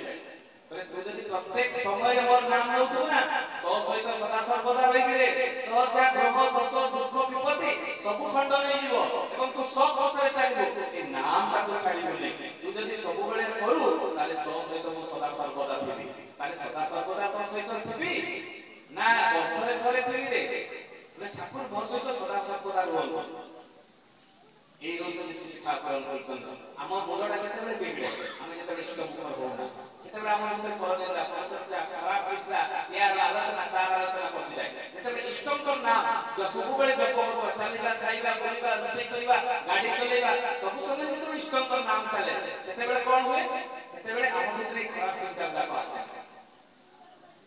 ତେଣୁ ଏଇ ଯୋଉ ଆମେ ନାମର ମହତ୍ତ୍ୱଟା ଆମେ ଜାଣିପାରୁନା ଆଉ ନିବେଦନ କରିବା ପାଇଁ ଚାଲିଯାଉ ଦେଉଘରକୁ। ନିବେଦନ କୋଉ ଜିନିଷ କରିବେ? ପୁଅର ବାହାଘର ହେଲା, ଝିଅର ବାହାଘର ହେଲା, ପୁଅର ବ୍ରତଘର ହେଲା, ଏଇ ଶୁଭ ମାଙ୍ଗଳିକ କାମ ଗୁରୁକୁ ଆମେ ଜଣେଇବା ଦରକାର। ତେଣୁ ସେଗୁଡ଼ା ଯାଇକରି ତାଙ୍କୁ ନିବେଦନ କରିବା ଦରକାର, ତାଙ୍କୁ ନିମନ୍ତ୍ରଣ କରିବା ଦରକାର, କାର୍ଡ ଦେଇକରି ଦେବା ଦରକାର ଦେଉଘରେ, ଏଇଗୁଡାକ କରିବା। କିନ୍ତୁ ରୋଗ ବ୍ୟାଗ ବ୍ୟାଧି ଜଣା କାହିଁକି ହଉଛି? ବିଧାନ ପାଳନ କରୁନାହାନ୍ତି ବୋଲି ତ ହଉଛି ନା। ଯଦି ବିଧାନ ପାଳନ କରନ୍ତେ ତାହେଲେ କେବେ ବି ଏଗୁଡାକ ହୁଅନ୍ତା ନାହିଁ, କେବେ ବି ହୁଅନ୍ତା ନାହିଁ। ତେଣୁ ଏଇ ନିବେଦନଟା ଛାଡ଼ିବେ। ଆମର ସତୀଶ ଚନ୍ଦ୍ର ଗୋସ୍ୱାମୀ ସତୀଶ ଚନ୍ଦ୍ର ଗୋସ୍ୱାମୀ ତାଙ୍କର ନାତିର ଦେହ ଖରାପ, ମାନେ ଝିଅର ପୁଅ ନାତିର ଦେହ ଖରାପ। ନାମର ମହତ୍ତ୍ୱ କେତେ ଆପଣ ଚିନ୍ତା କରନ୍ତୁ। ମୁଁ ଏଇଟା ବି କହୁଛି ସମୟ କଥା ହେଇଯିବ। ତ ଏଇ ନାମର ମହତ୍ତ୍ୱ କେତେ ମାନେ ଗୁରୁତ୍ୱପୂର୍ଣ୍ଣ। ଏଇ ନାମର ମହତ୍ତ୍ୱ ସତୀଶ ଚନ୍ଦ୍ର ଗୋସ୍ୱାମୀ ସେ ଯାଇଛନ୍ତି ତାଙ୍କ ନାତିକୁ ଦେଖା କରିବା ପାଇଁ। ନାତିର ଦେହ ଏତେ ଭୀଷଣ ଖରାପ ଯେ ସେ ବେଡରେ ପଡ଼ିଛି, ତାର ଗୋଡ଼ ହାତ ବି ଚାଲୁନି। ତାକୁ ପାଣି ଟିକେ ଟିକେ ଦଉଛନ୍ତି ତାଙ୍କ ଝିଅ। ଯେତେବେଳେ ଯାଇକି ଦେଖା କଲେ ତାଙ୍କ ସତୀଶ ଚନ୍ଦ୍ର ଗୋସ୍ୱାମୀଙ୍କ ଝିଅ ତାଙ୍କୁ କାନ୍ଦି ପକେଇଲେ। ଦେଖିଲେ ବାପା ମୋ ପୁଅର ଅବସ୍ଥା କେତେ ହେଲାଣି ତୁମେ ତ ଦେଖୁଛ, ଟିକେ ଠାକୁରଙ୍କ ପାଖରେ ନିବେଦନ କଲେ ହୁଅନ୍ତା ନାହିଁ। ସାଙ୍ଗେ ସାଙ୍ଗେ ସତୀଶ ଚନ୍ଦ୍ର ଗୋସ୍ୱାମୀ ରାଗି ପକେଇଲେ। ସତୀଶ ଚନ୍ଦ୍ର ଗୋସ୍ୱାମୀ ସାଧାରଣ ଲୋକ ନୁହେଁ, ସେ ଜଣେ ସାଧକ ସିଦ୍ଧ ଗୁରୁ ଥିଲେ, ତାଙ୍କର ବହୁତ ଜଣ ଶିଷ୍ୟ ଥିଲେ। କିନ୍ତୁ ପୁରୁଷୋତ୍ତମ ଠାକୁରଙ୍କୁ ଯେତେବେଳେ ଜାଣିଲେ ସେ ତାଙ୍କର ଏଇ ଗୁରୁଗିରି ଛାଡ଼ି ଠାକୁରଙ୍କ ପାଖରେ ସେ ପୁରା ଜୀବନ ସାରା ସେବକ ଭାବରେ ରହିଥିଲେ। ଆଉ ସେ ଠାକୁରଙ୍କ ସବୁଠାରୁ ଅଧିକ ସାଧନା କରନ୍ତି। ସାଧାରଣ ବ୍ୟକ୍ତି ତ ନୁହନ୍ତି, ବହୁତ ସାଧାରଣ ସିଦ୍ଧ ମଣିଷ, ପୁରା ପରଫେକ୍ଟ ଲୋକ। ତେଣୁ ସେଇଭଳିଆ ଲୋକ ଯେତେବେଳେ ତାଙ୍କ ଝିଅ କହୁଛନ୍ତି ଯେତେବେଳେ ଠାକୁରଙ୍କ ପାଖରେ ନିବେଦନ କର, ଏଇ ନିବେଦନ କଥା ଯେତେବେଳେ କହୁଛନ୍ତି ସାଙ୍ଗେ ସାଙ୍ଗେ ଲାଗି ପକେଇଲେ। କହିଲେ ଖାଲି ନିବେଦନ ନିବେଦନ ନେବେ, ଏଇ ଠାକୁରଙ୍କର 4 ଅକ୍ଷର ନାମଟା କଣ ତାର କିଛି ଭ୍ୟାଲୁ ନାହିଁ? ଠାକୁର କାହିଁକି ନାମଟା ଦେଲେ? ଏଇ ନାମର କଣ କିଛି ମହତ୍ତ୍ୱ ନାହିଁ? କଳିଯୁଗରେ ନାମ ହିଁ ତ ସାର, ତା ଛଡା ତ ଆଉ କିଛି ନାହିଁ। ତାହେଲେ ଏଇ ନାମର ତ କିଛି ମହତ୍ତ୍ୱ ଅଛି। ପୁରା ବିଗିଡ଼ିଲେ। ବିଗିଡ଼ିଲା ପରେ ମାର ମନ କେତେ କାନ୍ଦିଛନ୍ତି। ମୁଁ ଯେତେବେଳେ ବାପାଙ୍କୁ କହିଲି ବାପା ମତେ ବିଗିଡ଼ିଲେ। ପୁଣି ସେ ତାଙ୍କ ପୁଅକୁ ଧରିକିନା ନାମ କରନ୍ତି। ନାମ କରିବା ବି ତାଙ୍କୁ ଇଣ୍ଟରେଷ୍ଟ ଲାଗେ ନାହିଁ। ପୁଅର ଦେହ ଏତେ ଅସୁସ୍ଥ, ମୃତ୍ୟୁ ମୁଖକୁ ଚାଲି ଯାଉଛି, ଆଉ ଦେଖିଲା ବେଳେ କରିବେ କଣ? ଯେତେବେଳେ ସତୀଶ ଚନ୍ଦ୍ର ଗୋସ୍ୱାମୀ ଆସି ଠାକୁରଙ୍କ ପାଖରେ ପାବନା ହିମାୟତପୁରରେ ବସିଲେ, ଠାକୁରଙ୍କ ସମ୍ମୁଖରେ ଦେଖୁଛନ୍ତି କିଶୋରୀ ମୋହନ ସାମ୍ନାରେ ବସିଛନ୍ତି। ସାଙ୍ଗେ ସାଙ୍ଗେ ତାକୁ ଡାକିଲେ, ଏଇ କିଶୋରୀ ତୁ ଯିବୁ ଯା ମୋ ଝିଅ ଘରକୁ। ମୋ ଝିଅର ବିଶ୍ୱାସଟା ପୁରା କଟି ଯାଇଛି, ତେଣୁ ଏଇ ବିଶ୍ୱାସଟାକୁ ଉତ୍ପାଦ କରିବ। କହିଲେ ଦାଦା କଣ ହେଇଛି କୁହନ୍ତୁ? କହିଲେ ମୋ ନାତିର ପୁଅ ଦେହ ଅସୁସ୍ଥ, ତୁ ଯିବୁ ତୋର ଗ୍ରୁପ ନେଇକି ଯିବୁ, କୀର୍ତ୍ତନ ମଣ୍ଡଳୀ ନେଇଯିବୁ ଏବଂ ତାକୁ ଧରି ତୁ ନାମ କରିବୁ। ସେ ଯୋଉ ଖଟରେ ଶୋଇଛି ତାକୁ ଧରିକିନା ନାମ କରିବୁ ଏବଂ ନାମ କରି ସାରିଲା ପରେ ତୁ ଉଦଣ୍ଡ କୀର୍ତ୍ତନ କରିବୁ ଏବଂ କୀର୍ତ୍ତନ କରି ସାରିଲା ପରେ ପଳେଇ ଆସିବୁ। ଗଲେ କିଶୋରୀ ମୋହନ ତାଙ୍କ ଦଳ ବଳ କରି କୀର୍ତ୍ତନ କରିବା ପାଇଁ। କୀର୍ତ୍ତନ କରିବା ପୂର୍ବରୁ ନାମ କଲେ 3 ଘଣ୍ଟା। 3 ଘଣ୍ଟା ନାମ କଲା ପରେ କୀର୍ତ୍ତନ ଆରମ୍ଭ ହେଲା। ଯେତେବେଳେ କୀର୍ତ୍ତନ ଆରମ୍ଭ ହେଲା, ସେ କୀର୍ତ୍ତନ ଆରମ୍ଭ ଯେତେବେଳେ କିଛି ଲୋକ 3-4 ଘଣ୍ଟା ହେଲା ପରେ କିଛି ଲୋକ ଥକି ପଡ଼ିକିନା ବସି ପଡ଼ିଲେ, କିନ୍ତୁ କିଶୋରୀ ମୋହନ ତାଙ୍କର ଯୋଉ ମୃଦଙ୍ଗ ବଜେଇବା ତାଙ୍କର ବନ୍ଦ ହୁଏ ନାହିଁ। ସେତେବେଳେ ଦେଖାଯାଇଛି ସେଇ ସତୀଶ ଚନ୍ଦ୍ର ଗୋସ୍ୱାମୀଙ୍କ ନାତି ଖଟ ଉପରୁ ବସି ମା କହିଲେ, ମା ମତେ ବହୁତ ଭୋକ ଲାଗୁଛି ଖାଇବା ପାଇଁ ଦେ। ସେତେବେଳେ ତାଙ୍କ ମା ଆଶ୍ଚର୍ଯ୍ୟ ହୋଇଗଲେ, କିନ୍ତୁ ମୋ ପୁଅର ଶବ୍ଦ। ଦୌଡ଼ିକିନା ଆସିକିନା ତା ପୁଅକୁ ଧରି ପକେଇଲେ। କହିଲେ ପୁଅ ତୁ ମତେ ଖାଇବୁ? ସାଙ୍ଗେ ସାଙ୍ଗେ ଆଣିକିନା ତାକୁ ଖାଇବା ପାଇଁ ଦେଲେ। ତାହେଲେ ଆମେ ଏଇ ନାମର ମହତ୍ତ୍ୱଟା ଆମେ ବୁଝିପାରୁନା। ଠାକୁର ଯେ ଦୟା କରିକି 4ଟା ଅକ୍ଷର ନାମ ଦେଇଛନ୍ତି, ଆମେ ତାକୁ ହିଁ ମନନ କରୁନା। ଯଦି ନାମଟା ଆମେ ଅନବରତ ଆମେ ମନନ କରନ୍ତେ ବା ତାଙ୍କ ପ୍ରତି ଯଦି ଗଭୀର ବିଶ୍ୱାସ ଆମ ଭିତରେ ଥାନ୍ତା, ଗଭୀର ବିଶ୍ୱାସଟା ଆମର ଆସୁନାହିଁ। ଠାକୁରଙ୍କୁ ଧରିବା ପାଇଁ ଆମର ଗଭୀର ବିଶ୍ୱାସ ଆସୁନାହିଁ। ସେ ଶରତଚନ୍ଦ୍ର ଦାସ ଯିଏ ଆମର ପୁରୀ ସାଇଡର ଜଣେ, ସେ ସମୟରେ ଠାକୁରଙ୍କର ଜଣେ ପରମ ଭକ୍ତ, କିନ୍ତୁ ସେ ଠାକୁରଙ୍କ ଦୀକ୍ଷା ନେଇନଥିଲେ। ଦାଦା ଆଉ କେତେ ଟାଇମ୍ ଅଛି? ଦାଦା ଆଉ କେତେ ଟାଇମ୍ ଅଛି? ସରିଗଲା। ତ ଯାହା ବି ହଉ, ଏଇଠି ଯୋଉମାନେ ଉପସ୍ଥିତ ଅଛନ୍ତି, ଅନୁପସ୍ଥିତ ଅଛନ୍ତି, ସମସ୍ତଙ୍କର ପଞ୍ଚମହାଜୀବନ ନିଷ୍ଠିତ ହୁଅନ୍ତୁ। ସମସ୍ତେ ଶାନ୍ତି ସୁଖୀ ନିରାମୟ ଜୀବନ ଯାପନ କରନ୍ତୁ, ଦୀର୍ଘାୟୁ ହୁଅନ୍ତୁ, ଶତାୟୁ ହୁଅନ୍ତୁ, ନିରୋଗ ହୁଅନ୍ତୁ। ଏହା ହିଁ ପରମ ପିତାଙ୍କ ନିକଟରେ ପ୍ରାର୍ଥନା କରେ। ଜୟ ଜୟ। ବିଶାଳ ମଣିଷ ସମ୍ପ୍ରଦାୟର ବିଶାଳ। ଆପଣ ଦେଓଘର ଯେଉଁମାନେ ଯାଇଛନ୍ତି ଦେଖିବେ ବୈଦ୍ୟନାଥ ବାବୁ ସେ ପ୍ରଶେଷରେ ଥିଲେ। ଠାକୁର ରଥାରୁ ବଡ଼ମା ରଥାରୁ ଆଚାର୍ଯ୍ୟ ବସିଛନ୍ତି। ଠାକୁର କହିଲେ ସମସ୍ତ ପଶ୍ଚାତ ଗମନ କରୁଛନ୍ତି। ତା ପଛରେ ଯେଉଁ ମାସ ଆପଣ ଯଦି ଦେଖିଥିବେ ୟୁଟ୍ୟୁବରେ କି କୋଉଠି ଆପଣ କିଏ ଗଛ ଦେଖିଥିବେ ସେଇଟା ବି ମୁଁ କହିପାରିବି ସେଟା 100% ହବ। ଆପଣ ତାପରେ ବି ନିର୍ଭର କରନ୍ତୁ। ମୁଁ ଆଖିରେ ଦେଖିଛି ସେ ମା ସହ କଳ୍ପନା କରିପାରିବେ। ଅନ୍ତତଃ ପାଖାପାଖି 70ରୁ 80,000 ଲୋକ ବୈଦ୍ୟନାଥ ଧାମରୁ ଲାଇନ ପ୍ରଭାବିତ ହେଇଛି। ମାନେ ଯୋଉ ଓଭର ବ୍ରିଜ ଅଛି କଣ ଇମାଜିନ କରିପାରୁଛୁ? କି ଉତ୍ସାହ, କି ନୃତ୍ୟ, କି ଲୋକଙ୍କର ସେଠି ମା ସ୍ତ୍ରୀ ପୁରୁଷ ଆବାଳ ସେଥିରେ ଜନସାଧାରଣ ଅଛନ୍ତି। ଏଣ୍ଟାୟାର ଦେଓଘର ମାଇକରେ ଛାଇ ହେଇଯାଇଛି। ଦେଓଘର ଆଶ୍ରମରେ ବନ୍ଦେ ପୁରୁଷୋତ୍ତମ ଦେଲେ ଦେଓଘର ଟାଉନରେ ପ୍ରକମ୍ପିତ ହୋଇଛି। କେତେ ଗର୍ବ ଲାଗିଲା ଯେ ଠାକୁରଙ୍କର ଲୀଳା ମୁଁ 38 ବର୍ଷ ପୂର୍ବରେ ଦେଖିଥିଲି। ଆଜି ଯେ ଗ୍ରୋହ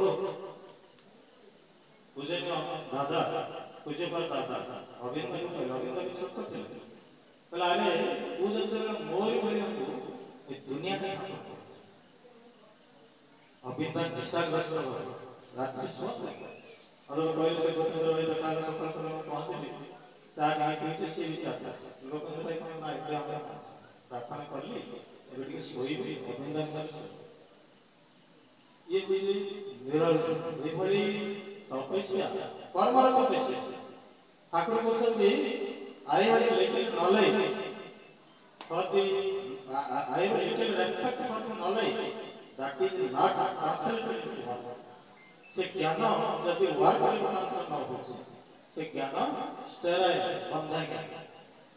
ମୋର କର୍ମ ଜୀବନରେ ମୋର ପରିଚୟ। ଠାକୁର କହୁଛନ୍ତି ଧର୍ମ ଜଗତ ହେଲେ କର୍ମ ଜଗତ, କର୍ମ ଜଗତ ହେଲେ ଧର୍ମ ଜଗତ।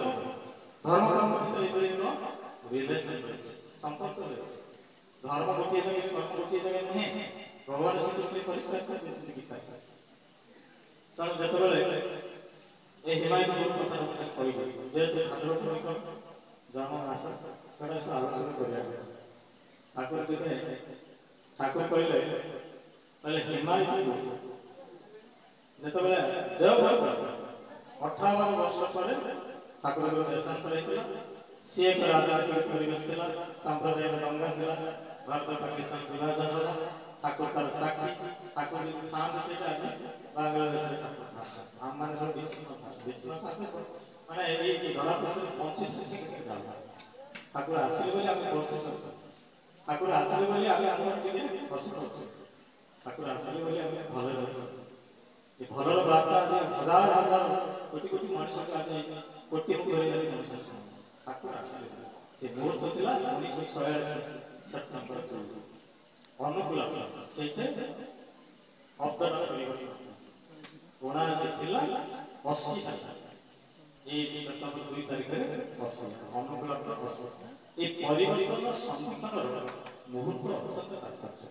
ଠାକୁର କାହିଁ କହିଲେ ସନ୍ଧ୍ୟା ପ୍ରାର୍ଥନା ସନ୍ଧିକ୍ଷଣ। ସନ୍ଧ୍ୟା ମାନେ ସନ୍ଧ୍ୟା ନୁହେଁ, ସନ୍ଧ୍ୟା ମାନେ ସନ୍ଧିକ୍ଷଣ। ଯୋଉଠି ସନ୍ଧିକ୍ଷଣ ହେଉଛି ରାତ୍ର ଦିବସ, ଦିବସ ରାତ୍ର, ଏ ସବୁ ସନ୍ଧିକ୍ଷଣରେ ତୁ ଆରାଧନା କର। ଏ ସନ୍ଧିକ୍ଷଣରେ ତୁ ପ୍ରଭୁଙ୍କର ଗୁଣଗାନ କର, ତାଙ୍କର ଲୀଳା କୀର୍ତ୍ତନ କର, ତାଙ୍କର କଥା କହିବେ, ତାଙ୍କର କଥା ଅନନ୍ତ ଅଛି। ଦାଦା ତ ଆଚାର୍ଯ୍ୟ ଲୀଳା ପ୍ରସଙ୍ଗ କରୁଥିଲେ, ସେ ଅନନ୍ତ ଲୀଳାରେ କିଏ ତ ଅଛି? ତେଣୁ ଅନନ୍ତ ସାଗର ଅଛି। ତେଣୁ ଠାକୁର କହୁଛନ୍ତି ହିମାୟତକୁ ମୋର ଏକାଧାରରେ ଦେଖନ୍ତୁ ମାଙ୍କ ପ୍ରତି ଠାକୁରଙ୍କର କେତେ ଜନ୍ମଭୂମି, କର୍ମଭୂମି, ଭାବ। ମୋ ମା ପେଟରୁ ଜନ୍ମ ହେଇଛି। ସବୁବେଳେ ଠାକୁରଙ୍କର ଶେଷ ନିଶ୍ୱାସ ପର୍ଯ୍ୟନ୍ତ ଠାକୁର ହିମାୟତଙ୍କ କଥା ଆଲୋଚନା କରନ୍ତି। ବଡ଼ଦାଙ୍କ ସାଙ୍ଗରେ, ଦାଦାଙ୍କ ସାଙ୍ଗରେ, ଭକ୍ତ ପାର୍ଶ୍ୱମାନଙ୍କ ସାଙ୍ଗରେ ବିକଳରେ କଥା ହୁଅନ୍ତି।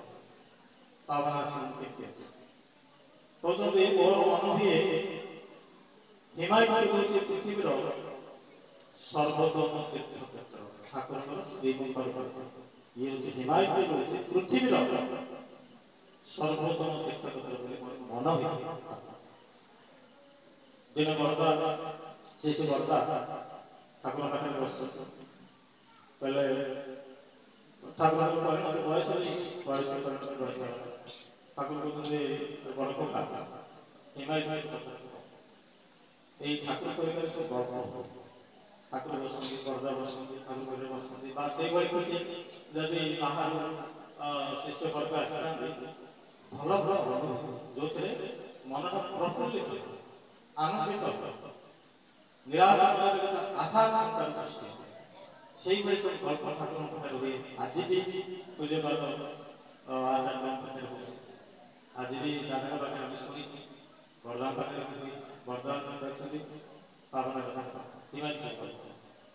ଗଳ୍ପ ବର୍ଦ୍ଧା କହିଲେ ଠାକୁର ହିମାୟତକୁ ବର୍ତ୍ତମାନ ପାକିସ୍ତାନ ସରକାର ଠାକୁର ଦୀର୍ଘ ନିଶ୍ୱାସ ଛାଡ଼ିଲେ କହିଲେ କିଛି ନାହିଁ ବର୍ଦ୍ଧା କଣ ମୁଣ୍ଡ ତଳେ ପଡ଼ିଲା। ଠାକୁର କିଛି ମନେ ରହି କହୁଛନ୍ତି ହିମାୟତଙ୍କର ଗୋଟେ ପୃଥିବୀର ଏତେ ବଡ଼ ତୀର୍ଥ ଜାଗା ଯିଏ ତୀର୍ଥର ତଥାଗତ ଅଛି ତାଙ୍କର ବୋଲି କିଛି ନାହିଁ। ଠାକୁରଙ୍କୁ ଶେଷରେ କହିଲେ ଅଗ୍ନିର ଗୋଟିଏ ସ୍ଫୁଲିଙ୍ଗ ମଧ୍ୟ ଯଥେଷ୍ଟ। ଏ କଥା କେତେ ବଡ଼ ତାତ୍ପର୍ଯ୍ୟ ଅଗ୍ନିର ସ୍ଫୁଲିଙ୍ଗ କିଏ? ଅଗ୍ନିର ଗୋଟିଏ ସ୍ଫୁଲିଙ୍ଗ ଯଥେଷ୍ଟ। ପୃଥିବୀଟାକୁ ସମସ୍ତଙ୍କୁ ପ୍ଲାବିତ କରିବ, ସମସ୍ତଙ୍କ ଭିତରେ ଈଶ୍ୱର ପ୍ରାଣକୁ ପ୍ଲାବିତ କରିବ। ସେ ଗୋଟିଏ ଅଭିନ୍ନ ଦେଖିଲେ ମନେ ହେଉଛି, ଆଚାର୍ଯ୍ୟଙ୍କୁ ଦେଖିଲେ ମନେ ହେଉଛି, ପୂଜ୍ୟପାଦ ଦାଦାଙ୍କୁ ଦେଖିଲେ ମନେ ହେଉଛି। ତାଙ୍କର ପ୍ରଚେଷ୍ଟାରେ ଠାକୁରଙ୍କର ଜନ୍ମଭୂମି ପାକିସ୍ତାନ ସରକାର ମୁକ୍ତ କରାଯାଇଛି। ଠାକୁରଙ୍କ ଜନ୍ମ ହେଇଥିଲେ, ଠାକୁରଙ୍କୁ କହିଲେ ଯୋଉଠି ଜନ୍ମ ହେଇଥିଲେ ସେ ଘରକୁ ମୁକ୍ତ କରାଯାଇଛି। ପୁରୁଷୋତ୍ତମଙ୍କର ଜନ୍ମସ୍ଥାନ ଆଉ ତିରୋଧାନ ସ୍ଥାନ ପୃଥିବୀ ଲୋକଙ୍କ ପାଇଁ ଅତ୍ୟନ୍ତ ଗୁରୁତ୍ୱପୂର୍ଣ୍ଣ। ସେଠି ଦେଖି ମଣିଷ ତିଆରି ହେଲେ, ସେଠି ଯାଇ ମଣିଷ ତିଆରି ହେଲେ, ତାର କଥା ଭାବି ମଣିଷ ତିଆରି ହେଲେ। ଅନନ୍ତ କାଳ ପାଇଁ ଏଇ ସ୍ମୃତି ପ୍ରବାହିତ ହୋଇଚାଲିଛି। ସେ ପ୍ରବାହିତ ଆହୁରି ଦ୍ରୁତଗତିରେ ହେବ। ଠାକୁର କହୁଛନ୍ତି ମଣିଷ ଭିତରେ ବଞ୍ଚିବାର ଟିକକ ଆଶା ଟିକକ ପର୍ଯ୍ୟନ୍ତ ମୋର କଥା ଚାଲିଛି, ତାକୁ କେହି ଅଟକେଇବେ ଦୁର୍ବାର ଚାଲିବ। ମଣିଷକୁ ବଞ୍ଚେଇ ରଖିବା ପାଇଁ ମୋର ସବୁ କଥା, ମଣିଷକୁ ବଞ୍ଚେଇ ରଖିବା ପାଇଁ ମୁଁ ସବୁ କିଛି କହିଛି, କିଛି ଭୁଲିନି। ମୋର ମନ କିଛି ଛାଡ଼ି ଦେଇଛି ତୁମମାନଙ୍କ ପାଇଁ। ତୁମେମାନେ ତାକୁ ଯେତେ ପର୍ଯ୍ୟାଲୋଚନା କରିବ, ତାକୁ ଯେତେ ସମୀକ୍ଷା କରିବ, ଜୀବନର ଯେତେ ଅଭିବ୍ୟକ୍ତି ଦେବ, ନିଜର ଜୀବନ ପରିଚର୍ଯା ଭିତରେ ଦେବ, ମଙ୍ଗଳର ଅଭିଜ୍ଞ ଇଏ ହେଉଛି ଗୋଟେ ଅଭ୍ରାନ୍ତ ଅଭ୍ୟର୍ଥ ତାକୁ ଜୋର କରି କହିପାରିବ। Leave everything, come to me. I will give everything. ଭଗବାନ ଶ୍ରୀକୃଷ୍ଣ କଣ କହିଲେ? ମା ମେ କଣ ଶରଣ ଠାକୁର କହିଲେ ମା ମେ କଣ କହିଲେ? ମୁଁ ତ ଅଛି। ଠାକୁର କହିଲେ ଦ୍ୱୈତବାଦ, ଅଦ୍ୱୈତବାଦ, ଶୂନ୍ୟବାଦ ଏସବୁରେ ପାଗଳାମି କର। ମୁଁ ଅଛି, ତୁମେ ଅଛ।